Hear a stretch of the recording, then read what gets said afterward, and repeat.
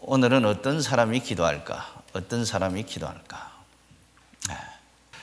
사도행전 16장은 빌립보 교회가 탄생하는 그 역사적 히스토리를 기록해 놓은 것이 사도행전 16장의 내용입니다.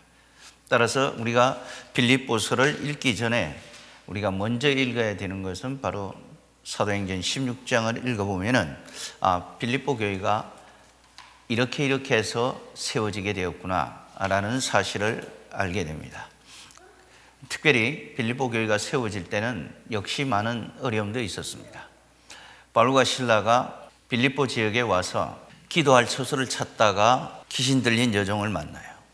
그런데 그 귀신 들린 여종을 치료시키고 나았더니만은 그 뒤에 돌아온 대가는 너무 참혹한 것이었어요.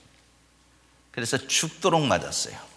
그리고 탈옥을 할까봐 24절에 보면 그 발에 착고를 채웠다고 말합니다. 그런데 핵심은 그 밤에 일어나서 하나님께 기도하고 찬양했더라고 그래요. 그랬더니만은 빌립보 감옥 전체가 옥토가 흔들리면서 옥문이 열리고 탈옥을 방지하기 위해서 묶어놨던 모든 착고로부터 자유하게 되었더라. 바울과 실라뿐이 아니라 빌립보 감옥 전체가 그렇게 되었다라고 성경은 보도합니다. 문제의 핵심은 이거예요. 그 절망과 위기의 순간 도대체 어떤 사람이 이렇게 기도할 수가 있을까요?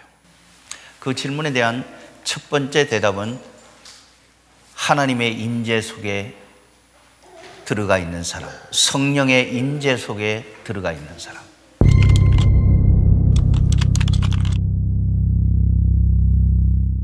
그게 내 말이 아니라 오늘 본문 6절에 보면은 이렇게 기록하고 나왔습니다.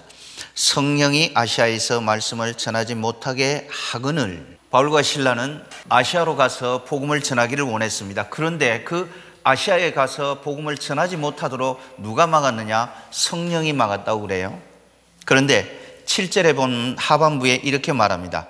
그곳에 가기를 예수의 영이 허락하지 아니하신지라. 예수의 영이 허락하지 아니하신지라. 우리는 여기서 이 짧은 구절 속에서 느낄 수 있는 뉘앙스, 그 교훈은 뭔가? 바울과 실라는 철저하게 성령에 속한 하나님의 사람이었다. 성령의 통치와 지배와 성령의 임재 속에 살아갔던 사람이다. 그랬기 때문에 그는 그 절망에서 일어나 하나님을 찬양할 수가 있었던 거예요. 하나님의 임재란 뭐냐? 하나님은 우리와 함께 하십니다. 세상 끝날까지 나와 함께 하십니다. 하나님은 나와 동행하십니다. 하나님은 지금 여기에 나와 함께 계십니다. 이것을 하나님의 임재 속에 들어있다고 말합니다.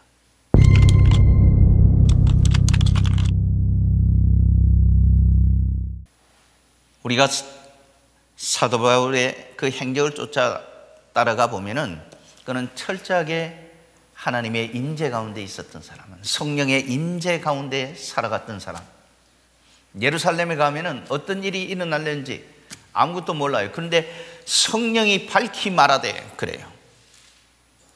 중요한 것은 내가 이렇게 성령 가운데 붙잡혀 정말 성령의 임재 속에서 하루하루를 살아가느냐, 이게 핵심이란 말이에요.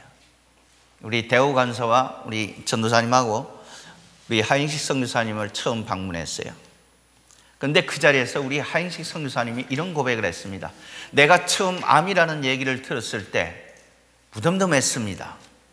왜냐하면 나는 암에 속한 사람이 아니라 하나님께 속해져 있기 때문에 그렇습니다.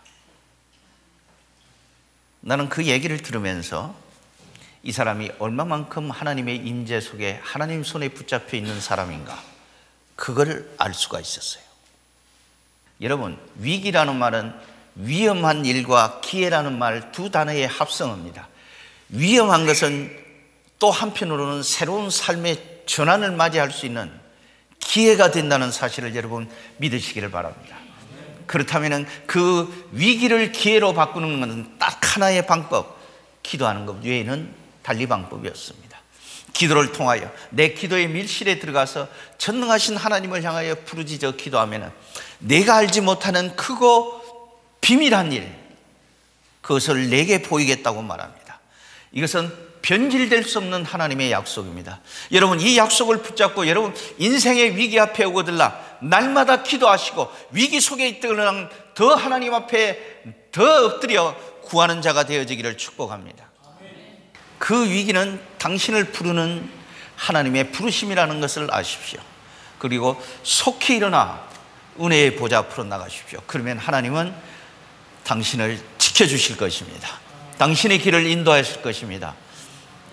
오늘 사도행전 16장 첫 번째 그 절망 가운데서, 그 위기 가운데서 어떻게 한밤중에 일어나 기도하고 찬양할 수가 있었을까?